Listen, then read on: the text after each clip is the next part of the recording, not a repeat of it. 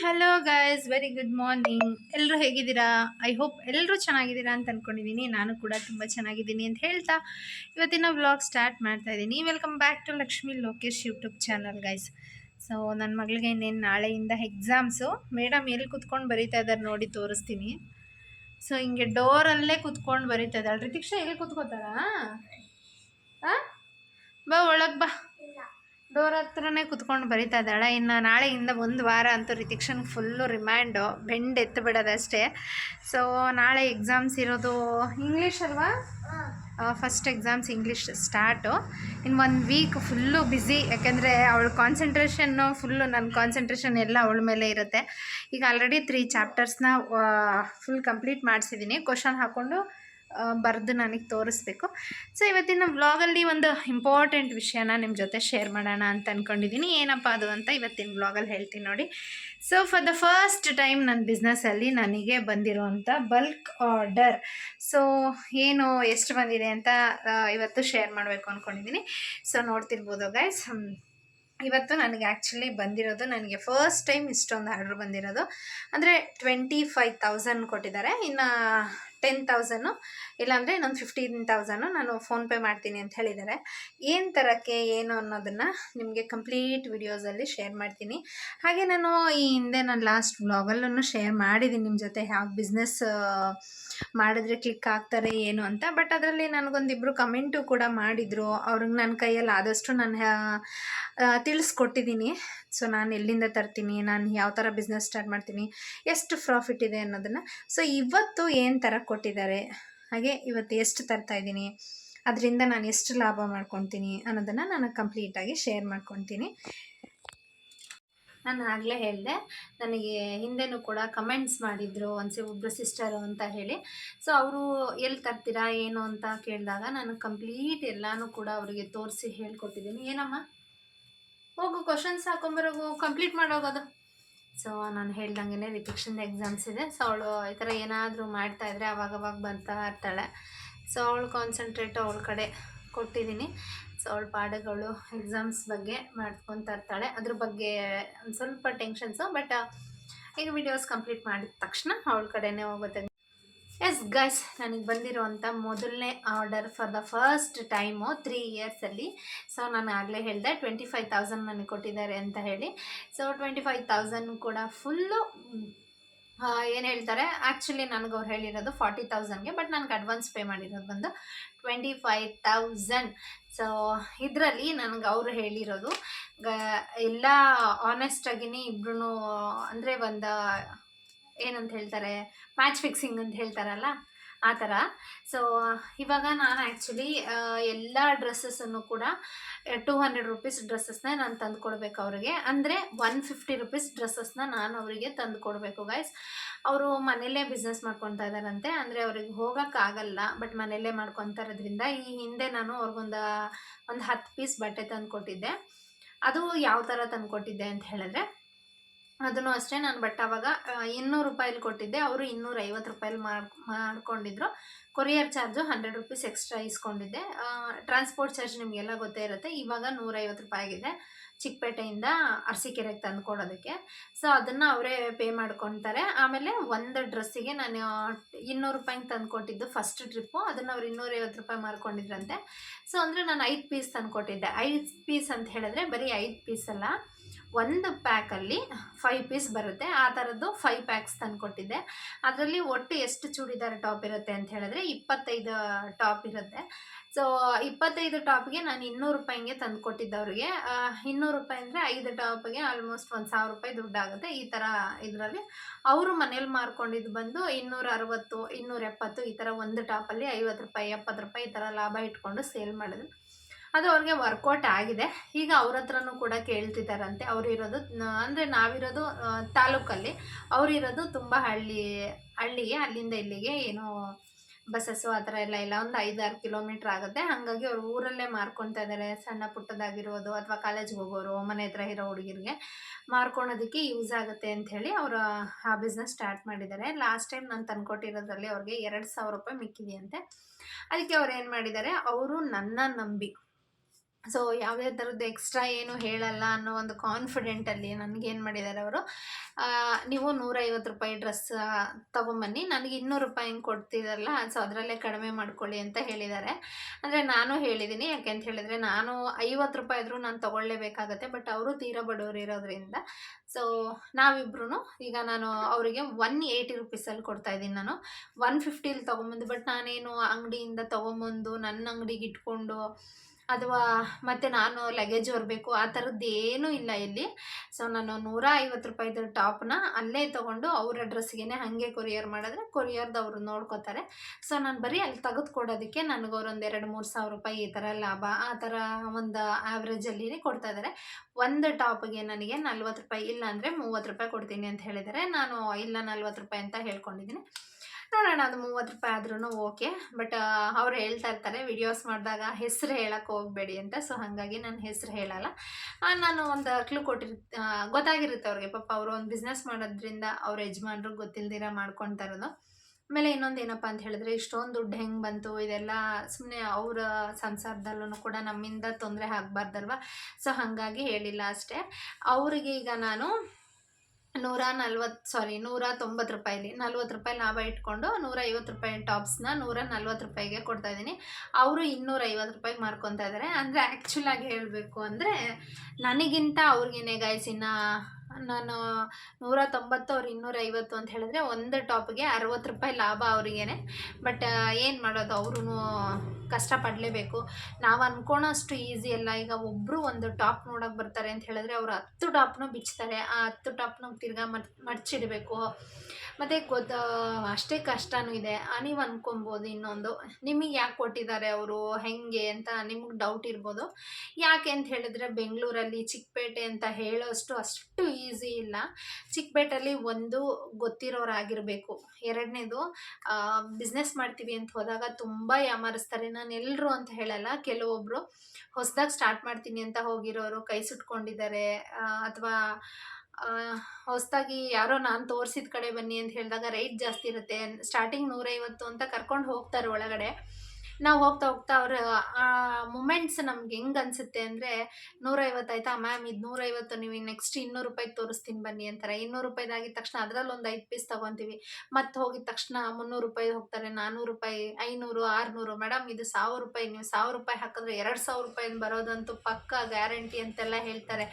ಯಾಕೆಂದರೆ ಅಲ್ಲಿ ಆ ಥರ ಇರುತ್ತೆ ಸಿಚುವೇಶನು. ಒಂದು ದೊಡ್ಡ ಅಂಗಡಿ ಒಳಗಡೆ ಹೋಗಿ ನಾವೊಂದು ಮಾಲ್ ತೊಗೋತೀವಿ ಅಂತಂದರೆ ಅದನ್ನು ನೋಡಿದ ತಕ್ಷಣ ಹೌದೇನೋ ಬರುತ್ತೇನೋ ಅಂತ ಅಂದ್ಕೊಂಡ್ಬಿಡ್ತೀವಿ. ಆದರೆ ಅದಷ್ಟು ಇರಲ್ಲ. ಆಮೇಲೆ ಅಲ್ಲಿ ಕಾಣಿಸೋ ಲೈಟಿಂಗ್ಸ್ ಕಲರ್ಸ್ಗೂ ನಾವು ಹೊರಗಡೆ ತಂದ ಮೇಲೂ ತುಂಬ ಅಂದರೆ ತುಂಬ ಡಿಫ್ರೆನ್ಸ್ ಇರುತ್ತೆ. ಒಂದು ಸಲ ನಾವು ಅಲ್ಲಿಂದ ಹೊರಗಡೆ ತಂದ ಮೇಲೆ ಮತ್ತೆ ಯಾವುದೇ ಕಾರಣಕ್ಕೂ ಎಕ್ಸ್ಚೇಂಜ್ ಇರಲ್ಲ, ಮತ್ತು ರಿಟರ್ನ್ ಇರಲ್ಲ. ಡ್ಯಾಮೇಜ್ ಪೀಸ್ ಇದ್ದರೆ ಮಾತ್ರ ಅಂತ ಹೇಳ್ತಾರೆ. ಬಟ್ ಡ್ಯಾಮೇಜ್ಗೆ ನಾವು ಯಾವುದೇ ಪೀಸ್ ಆದ್ರೂ ಕೂಡ ನಾವು ಅಲ್ಲಿ ಅವ್ರ ಮುಂದೆ ಓಪನ್ ಮಾಡಿ ನೋಡೋದಕ್ಕಾಗಲ್ಲ. ಒಂದು ಪೀಸ್ ಚೆಕ್ ಮಾಡ್ತೀವಿ, 5 ಪೀಸ್. ಫಾರ್ ಎಕ್ಸಾಂಪಲ್ ಒಂದು ಬಂಡಲಲ್ಲಿ ನಾನು ಆಗಲೇ ಹೇಳಿದೆ 5 ಪೀಸ್ ಇರುತ್ತೆ ಅಂತ ಹೇಳಿ.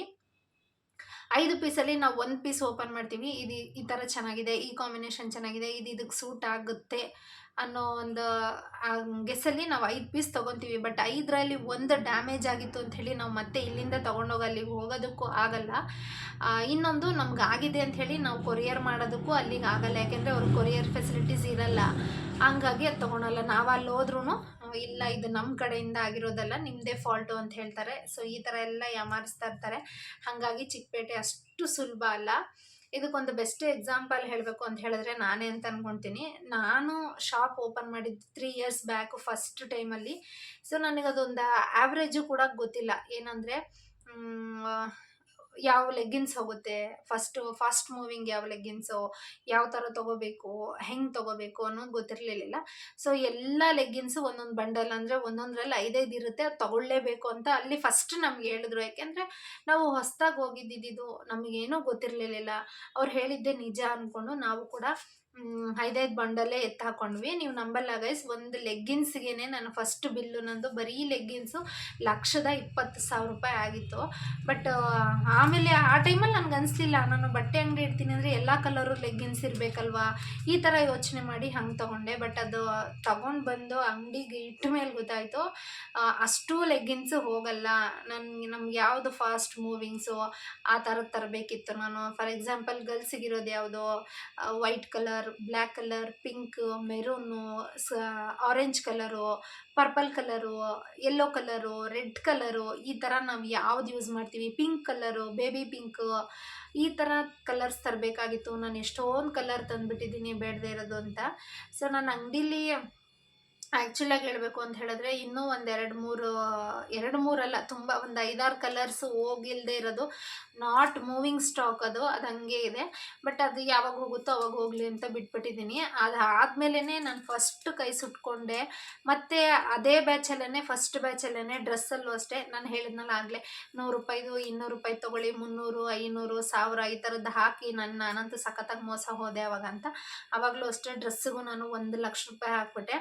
ಬಟ್ ಅದು ನನಗೆ ಗೊತ್ತಾಗಲಿಲ್ಲ ಹೆಂಗೆ ತೊಗೋಬೇಕು ಏನು ಅಂತ. ಅವ್ರು ಹೇಳಿದ್ದು ಕೇಳಿಕೊಂಡು ತೊಗೊಂಡು ಇದಾಗ್ಬಿಟ್ಟೆ. ಬಟ್ ದೇವ್ರ ದಯೆ ನನಗೆ ಯಾವುದೂ ಲಾಸ್ ಆಗಲಿಲ್ಲ. ನಾನು ಏನು ಬಂಡವಾಳ ಹಾಕಿದ್ದೀನೋ ನಾನು ಅದನ್ನು ತೊಗೊಂಡೆ. ಬಟ್ ತುಂಬ ಟೈಮ್ ಹಿಡಿತು ನನಗೆ, 3 ಇಯರ್ಸ್ ಆಯಿತು ಅದನ್ನೆಲ್ಲ ನಾನು ಸೇಲ್ ಮಾಡೋದಕ್ಕೆ. ಆಮೇಲೆ ಗೊತ್ತಾಯಿತು ನನಗೆ ಯಾವ ಥರ ಬಿಸ್ನೆಸ್ಸು, ಯಾವ ಥರ ಸ್ಟಾರ್ಟಪ್ ಮಾಡಬೇಕು, ಯಾವ ಥರ ಕ್ಲಿಕ್ ಮಾಡಬೇಕು ಅನ್ನೋದು. ಸೊ ಇಟ್ಸ್ ಡಿಪೆಂಡ್ಸ್, ಏರಿಯಾ ಮೇಲೆ ಡಿಪೆಂಡ್ಸ್ ಆಗುತ್ತೆ ಅನ್ನೋದು ನನಗೆ ಆಗ ಅರ್ಥ ಆಯಿತು. ಸೊ ನಾನೇನು ಮಾಡಿದೆ, ನೆಕ್ಸ್ಟ್ ನಾನಿರೋ ಏರಿಯಾ ಹೆಂಗಿದೆ, ಮಿಡಲ್ ಕ್ಲಾಸ್ ಏರಿಯಾನ ಅಥವಾ ಪೂರ್ ಏರಿಯಾನ, ರಿಚ್ ಏರಿಯಾನ ಆ ಥರ. ಸೊ ನಂದೊಂದು ಆ್ಯಾವ್ರೇಜ್ ಆಗಿದೆ. ಅದರಲ್ಲೂ ಜಾಸ್ತಿ ಹೇಳಬೇಕು ಅಂದರೆ ತುಂಬ ಬಡಸ್ತನದಲ್ಲೇ ಈ ಏರಿಯಾದಲ್ಲಿರೋರೆಲ್ಲರೂ. ಸೊ ಅವಾಗ ನನಗೊಂದು ಮೈಂಡ್ ಬಂತು, ನನಗೆ ಒಂದು ₹150 ಡ್ರೆಸ್ ತಂದು ನಾನು 250 ಹೇಳಿದ್ರೆ ಅವ್ರು ₹200 ಕೊಟ್ರು ಒಂದು ಡ್ರೆಸ್ಸಲ್ಲಿ ನನಗೆ ₹50 ಸಿಗುತ್ತಲ್ಲ ಅಂತ ಹೇಳಿ ನಾನು ಸ್ಟಾರ್ಟಪ್ ಮಾಡಿದ್ದು. ₹150 ಪೀಸ್ ಡ್ರೆಸ್ ಟಾಪ್ ತಂದರೆ. ಸೊ ಅದು ಯಾವುದೂ ಅಷ್ಟು ವರ್ಸ್ಟ್ ಕ್ಲಾಸ್ ಅಲ್ಲ, ಆ ₹150ಗೆ ವರ್ತ್ ಇದೆ. ಸೊ ನೀವು ಬಿಲೀವ್ ಮಾಡಲ್ಲ ಅನಿಸುತ್ತೆ, ನಾನು ಇವಾಗ ಏನು ವೇರ್ ಮಾಡಿದ್ದೀನಿ ಈ ಟಾಪ್ಸನ್ನು ಕೂಡ. ಸೊ ಇದು ಫುಲ್ ಫ್ರಂಟ್ ಡಿಸೈನ್ ಅಷ್ಟೇ, ಇನ್ನೆಲ್ಲ ಮಾಮೂಲಿ ಫುಲ್ ಪ್ಲೇನ್. ಇಲ್ಲೇನಿದೆ ಸ್ಲೀವು ಇದೇ ಥರ ಪ್ಲೇನ್ ಬರುತ್ತೆ ಗೈಸ್. ಈ ಟಾಪೂ ಅಷ್ಟೇ ₹150 ಇದೇನೆ. ಇದು ತೊಗೊಂಡು ಆಲ್ಮೋಸ್ಟ್ ನಾನು 2.5 ಇಯರ್ಸ್ ಆಗಿದೆ. ಸೊ ಅಷ್ಟು ಲೋ ಕ್ಲಾಸ್ ಆಗಂತೂ ಅಲ್ಲ. ಕೆಲವ್ರು ಅಂದ್ಕೊಳ್ಬೋದು ₹150 ಅಂದರೆ ಅದೇನು ಕ್ವಾಲಿಟಿ ಚೆನ್ನಾಗಿರಲ್ಲ ಅಥವಾ ಬೇಗ ಹರಿದೋಗ್ಬಿಡುತ್ತೆ, ಈ ಥರ ಮೈಂಡ್ ಸೆಟ್ಟಿಗೆ ಬಂದುಬಿಡುತ್ತೆ. ಆ ಥರ ಏನಿಲ್ಲ, ನಿಜವಾಗ್ಲೂ ₹150ಗೆ ವರ್ತಿದೆ, ತೊಗೊಳ್ಬಹುದು. ಈ ಟಾಪ್ನೇ ನಾನು 250ಕ್ಕೆ ಹೇಳಿ 230ಕ್ಕೆ ಕೊಟ್ರು ಒಂದು ಟಾಪಲ್ಲಿ ₹80 ಲಾಭ ಅಂತೂ ಇದ್ದೇ ಇದೆ. ಸೊ ಆಮೇಲೆ ನನಗೆ ಕ್ಲಿಕ್ಕಾಗಿ ಸ್ಟಾರ್ಟಪ್ ಮಾಡೋದಕ್ಕೆ ಸ್ಟಾರ್ಟ್ ಆಯಿತು. ನಾನು ಈಗಲೂ ಅಷ್ಟೇ ಯಾವುದೇ ಲೆಗ್ಗಿನ್ಸ್ ತಂದ್ರೂ, ನಾನು ಯಾವ ಡ್ರೆಸ್ ತಂದಿದ್ದೀನಿ ಆ ಡ್ರೆಸ್ಸಿಗೆ ಮ್ಯಾಚ್ ಆಗೋದು ಅಷ್ಟೇ. ಆಮೇಲೆ ಆವಾಗ ಸ್ಟಾರ್ಟಿಂಗು 5 ತೊಗೋಬೇಕು ಅಂತ ಹೇಳಿದ್ರಲ್ವ, ಇವಾಗ ಆ ಥರ ತೊಗೊಳಲ್ಲ. ಒಂದೊಂದರಲ್ಲಿ ಒಂದೊಂದು ಕಲರ್ ತೊಗೊಂಡು ಅದನ್ನೇ 5 ಬಂಡಲ್ ಮಾಡ್ಕೊತೀನಿ. 5 ಕಲರ್ಸ್ ತೊಗೊಳ್ಳೇಬೇಕು ಅಂತ ಹೇಳಿದ್ರೆ ಆ ಬಂಡಲಲ್ಲಿ ಏನಮ್ಮ ಫಿನಿಶ್ಡ್, 1-2 ನಿಮಿಷ ರೆಸ್ಟ್ ತಗೋ, ನಾನು ಮುಗಿಸ್ಬಿಟ್ಟು ಬರ್ತೀನಿ ಆಯಿತಾ. ಕುತ್ಕೋ ಇಲ್ಲ. ಆ ಬಂಡಲಲ್ಲಿ ನಾನು 5 ಮಾಡ್ಕೊತೀನಿ. ಒಂದು ಬಂಡಲ್ಗೆ ಅದು 5 ಬರಲೇಬೇಕು. ಸೊ ಹಾಗಾಗಿ ಆ ಬಂಡಲ್ನೇ ನಾನು 5 ಮಾಡಿಕೊಂಡು ಇವಾಗ ತೊಗೊಂಡು ಬರ್ತೀನಿ. ಅದಾದಮೇಲೆ ನೆಕ್ಸ್ಟು ಇನ್ನೊಂದೇನಪ್ಪ ಅಂತ ಹೇಳಿದ್ರೆ, ಆ್ಯಾವ್ರೇಜಲ್ಲಿ ಸ್ಯಾರೀಸ್ ತೊಗೊಂಬರ್ತೀನಿ. ಅಂದರೆ ₹80, ₹160 ಈ ಥರ ಸ್ಯಾರಿ ತೊಗೊಂಬಂದರೆ ₹250, ₹100 ಸ್ಯಾರಿನೂ ಕೂಡ ನಾನು ಮಾರ್ಕೊಳ್ತೀನಿ. ಈಗ ನೆಕ್ಸ್ಟ್ ಸೆಕೆಂಡ್ ಪ್ರೊಸೀಜರ್ ಯಾವ ಥರ ಮಾಡ್ತಾಯಿದ್ದೀನಿ ಅಂತ ಹೇಳಿದ್ರೆ, ಇನ್ಸ್ಟಾಲ್ಮೆಂಟಲ್ಲಿ ಕೂಡ ಕೊಟ್ಕೊಂಡು ಹೋಗ್ತಾ ಇದ್ದೀನಿ. ಯಾವ ಥರ ಇನ್ಸ್ಟಾಲ್ಮೆಂಟು? ಸೊ ಗೈಸ್, ಇನ್ಸ್ಟಾಲ್ಮೆಂಟಲ್ಲಿ ಅಂದರೆ ಇವಾಗ ನಾನು ಹೇಳಿದೆ ₹150 ಡ್ರೆಸ್ಸು ₹250 ಮಾರ್ತೀನಿ ಅಂತಲ್ವಾ. ಸೊ ಅದರಲ್ಲಿ ಕ್ಯಾಶ್ ಕೊಡೋದಾದರೆ ನಾನು ₹200ಗೂ ಕೊಡ್ತೀನಿ. ಇವಾಗ ಏನು ಮಾಡ್ತೀನಿ, ಇನ್ಸ್ಟಾಲ್ಮೆಂಟಲ್ಲೇ ಕೊಡಬೇಕು ಅಂತ ಹೇಳಿದ್ರೆ ಅವರು ಯಾವಾಗಲೂ ಕೊಡೋದು, ನಾವು ಬಂಡವಾಳ ಹಾಕ್ತಾನೆ ಇರಬೇಕು. ಸೊ ಹಾಗಾಗಿ ಏನು ಮಾಡ್ತೀನಿ, ₹300 ಈಗ ₹160, ₹170 ₹300 ಫಿಕ್ಸ್ ಮಾಡ್ಕೋತೀನಿ. ಆದರೆ ಇದರಲ್ಲಿ ಯಾವುದೇ ರೀತಿ ಮೋಸ ಏನು ಹೇಳೋಕ್ಕೋಗಲ್ಲ. ನಾನು ಹೇಳ್ತೀನಿ ಕ್ಯಾಶ್ ಆದರೆ ಇನ್ನೂ ₹50 ಕಮ್ಮಿನೇ ಕೊಡಿ.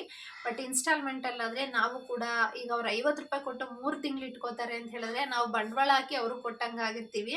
ಇಲ್ಲಿ ನಮಗೆ ಲಾಸ್ ಆಗುತ್ತೆ. ಅಂದರೆ ಇವಾಗ ಏನಾದರೂ ನಾವು ಇಂಟ್ರೆಸ್ಟಿಗೆ ಬೇರೆಯವ್ರ ಹತ್ರ ತೊಗೊಂಬಂದಿದ್ರೆ ಕೈಯಿಂದ ಇಂಟ್ರೆಸ್ಟ್ ಕೊಟ್ಟಂಗೆ ಆಗ್ಬಿಡುತ್ತೆ. ಬಿಸ್ನೆಸ್ ಮಾಡೋ ಫೀಲ್ಡ್ಗೆ ಅದು ಸೆಟ್ ಆಗಲ್ಲ. ಹಾಗಾಗಿ ಏನು ಮಾಡ್ತೀನಿ ಅಂತ ಹೇಳಿದ್ರೆ, ಇನ್ಸ್ಟಾಲ್ಮೆಂಟಲ್ಲಿ ಕೊಟ್ಟಾಗ ₹300 ಕೊಡ್ತೀನಿ. ವಾರಕ್ಕೆ ಇಷ್ಟು ಅಂತ ಇರುತ್ತೆ, ತಿಂಗ್ಳಿಗೆ ಇಷ್ಟು ಅಂತ ಇರುತ್ತೆ. ಸೊ ಆ ರೀತಿ ಕ್ಲಿಕ್ ಆಗ್ತಾ ಇದೆ. ಹಾಗಾಗಿ ನನ್ನ ಬಿಸ್ನೆಸ್ಸು ಕೂಡ ಇವಾಗ ಚೆನ್ನಾಗಿ ನಡೀತಾ ಇದೆ. ಸೊ ನೀವು ಮನೇಲೇ ಕುತ್ಕೊಂಡು ವೇಸ್ಟ್ ಮಾಡಬೇಡಿ. ನನ್ನ ಈ ವ್ಲಾಗ್ ನೋಡಿದವ್ರಿಗೆ ಯಾರಿಗಾದರೂ ಕಂಪ್ಲೀಟಾಗಿ ಅಡ್ರೆಸ್ ಬೇಕು ಅಂತ ಹೇಳಿದ್ರು ಕೂಡ ನನಗೆ ಕಮೆಂಟ್ಸ್ ಮಾಡಿ, ನಿಜವಾಗ್ಲೂ ನಾನು ಶೇರ್ ಮಾಡ್ತೀನಿ. ಹಾಗೆ ನಾನು ಈ ಮಂತ್ 22 ಏಪ್ರಿಲ್ 28ಕ್ಕೆ ನಾನು ಬ್ಯಾಂಗ್ಳೂರಿಗೆ ಹೋಗ್ತಾ ಇದ್ದೀನಿ. ಮತ್ತೆ ಅವಾಗ ಹೋದಾಗ ನಾನು ಕಂಪ್ಲೀಟ್ ವಿಡಿಯೋಸ್ನ ಶೇರ್ ಮಾಡೋಕ್ಕೆ ಟ್ರೈ ಮಾಡ್ತೀನಿ. ಅಡ್ರೆಸ್ವರೆಗೂ ತೋರಿಸ್ಬೋದು, ಬಟ್ ಒಳಗಡೆ ನಾನು ಯಾವ ಅಂಗಡಿಗೆ ಹೋಗ್ತೀನಲ್ವ, ಆ ಅಂಗಡಿಗೆ ಹೋದಾಗ ನೆಟ್ ಸಿಗಲ್ಲ. ನನ್ಗೆ ಅಂದರೆ ಏನಾದರೂ ಕಮ್ಯುನಿಕೇಷನ್ ಮಾಡಬೇಕು ಅಂದರೆ ಅಲ್ಲಿ ಏನೂ ಸಿಗಲ್ಲ, ವಿಡಿಯೋಸ್ ಅಷ್ಟೇ ಮಾಡೋಕ್ಕಾಗ್ಬೋದು. ಸೊ ಆದಷ್ಟು ನಾನು ಟ್ರೈ ಮಾಡ್ತೀನಿ. ಅದೇ ಥರ ನಾನು ಕೂಡ ಒಂದ್ಸಲಿ ಮೋಸ ಕೂಡ ಹೋಗಿದ್ದೀನಿ. ಇನ್ನೊಂದೇನಪ್ಪ ಅಂದರೆ RK ಕಲೆಕ್ಷನ್ಸ್ ಅಂತ ಇನ್ಸ್ಟಾಗ್ರಾಮಲ್ಲೆಲ್ಲ ನೀವು ನೋಡ್ತಾನೆ ಇರ್ತೀರಾ. RK ಕಲೆಕ್ಷನ್ ಅನ್ನೋದ್ರಿಂದ ನಾನು ಕೂಡ ನಂಬಿ ಮೋಸ ಹೋಗಿದ್ದೀನಿ. ನಾನು ಒಂದು ಸ್ಯಾರಿ ಬುಕ್ ಮಾಡಿರ್ತೀನಿ. ಆ್ಯಕ್ಚುಲಿ ಆ ಸ್ಯಾರಿ ಪ್ರೈಸ್ ಅವರು ₹300 ಅಂತ ಹೇಳಿರ್ತಾರೆ. ₹300 ಅಂತ ಹೇಳಿ ನಾನು ಬುಕ್ ಮಾಡಾದ್ಮೇಲೆ ಮತ್ತೆ ₹199 ₹199 ಚಾರ್ಜು ಅಂತ ಹೇಳ್ತಾರೆ. ನನಗೊಂದಷ್ಟು ವಾಗ್ವಾದ ನಡೆಯುತ್ತೆ. ಒಂದು ಸ್ವಲ್ಪ ವಾಗ್ವಾದಗಳು ನಡೆದಾದ್ಮೇಲೆ ನಾನು ಮತ್ತೆ ಅಯ್ಯೋ ₹300 ಹಾಕ್ಬಿಟ್ಟಿದ್ದೀನಿ, ಅದೇನು ಮಾಡೋದಕ್ಕಾಗಲ್ಲ ಅಂತ ಹೇಳಿ ಮತ್ತೆ ಅವ್ರಿಗೆ 190 ಹಾಕ್ತೀನಿ. 1 ವೀಕ್ ಅಂತ ಹೇಳ್ತಾರೆ. 1 ವೀಕ್ ಆದ್ಮೇಲೆ ನಾನು ಕಾಲ್ ಮಾಡಿದ್ರೆ ಮತ್ತೆ ನೀವು ₹199 ಹಾಕಬೇಕು ಅಂತ ಹೇಳ್ತಾರೆ. ನಾನು ಬಿಟ್ಟೇ ಬಿಟ್ಟಿದ್ದೀನಿ. ಯಾಕೆಂದರೆ ತುಂಬ ಮೋಸ ಮಾಡೋದು ಭಗವಂತ ಮೆಚ್ಚಲ್ಲ. ಅವ್ರಿಗೆ ಅದೆಷ್ಟು ದುಡ್ಕೋತಾರೋ ದುಡ್ಕೊಳ್ಳಿ, ನಮ್ಮಂಥವ್ರು ಬಡವ್ರ ದುಡ್ಡಲ್ಲಿ ಅಂತ ಅನ್ಸ್ಬಿಡುತ್ತೆ. ಏಕೆಂದರೆ ತುಂಬ ಜನ ನಮಗಿಂತ ಬಡವ್ರು ಏನೋ ಒಂದು ಆಸೆ ಪಟ್ಟು ಮಾಡ್ಕೊಂಡಿರ್ತಾರೆ. ಈ ಥರ ಮೋಸ ಮಾಡಿಬಿಟ್ರೆ ಅದು ಅವ್ರಿಗೆ ದಕ್ಕಲ್ಲ. ನಮ್ಮ ಹತ್ರ ₹10 ಹೊಡ್ಕೊಂಡಿರೋದು ಅವ್ರ ಹತ್ರ ಒಂದು ₹100 ಅಷ್ಟವರೆಗೂ ಖರ್ಚು ಬಂದೇ ಬರುತ್ತೆ ಅಂತ ನಂಬಿರೋಳು ನಾನು. ನೋಡೋಣ, ನನ್ನ ದುಡ್ಡು ನನಗೆ ಬರುತ್ತೆ. ನಾನು ಕಷ್ಟಪಟ್ಟಿರೋ ದುಡ್ಡು ನನಗೆ ಮೋಸ ಆಗಲ್ಲ ಯಾವತ್ತಿದ್ರು ಅನ್ನೋ ಭರವಸೆ ನನಗಿದೆ. ಸೊ ಇವತ್ತಿನ ವಿಡಿಯೋ ಇಷ್ಟ ಆಗಿದೆ ಅಂತ ಅನ್ಕೊತೀನಿ. ವಿಡಿಯೋ ಇಷ್ಟ ಆಗಿದ್ರೆ ಗೈಸ್ ಲೈಕ್ ಮಾಡಿ, ಶೇರ್ ಮಾಡಿ. ಹಾಗೆ ಇನ್ನೂ ಯಾರ್ಯಾರು ನನ್ನ ಚಾನಲ್ಗೆ ಸಬ್ಸ್ಕ್ರೈಬ್ ಆಗಿಲ್ಲ, ಇದೇ ರೀತಿ ಸಪೋರ್ಟ್ ಮಾಡ್ಕೊಂಡು ಸಬ್ಸ್ಕ್ರೈಬ್ ಮಾಡಿ ಅಂತ ಕೇಳ್ತಾ ಇವತ್ತಿನ ವ್ಲಾಗ್ ಇಲ್ಲಿಗೆ ಮುಗಿಸ್ತಾ ಇದ್ದೀನಿ guys. Bye, take care, love you all.